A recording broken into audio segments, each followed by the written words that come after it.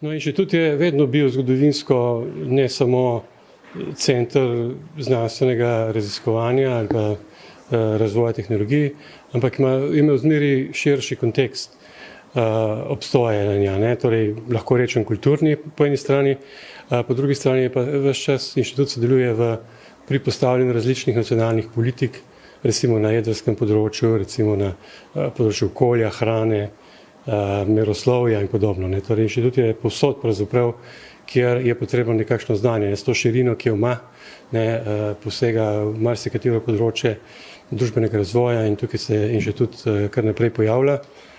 Mislim, da je ta vloga, da bi bilo potrebno v prihodnje to vlogo še nadalje krepiti. Vsekakor pa je inštitut daleč od tega, da bi bil nacionalni.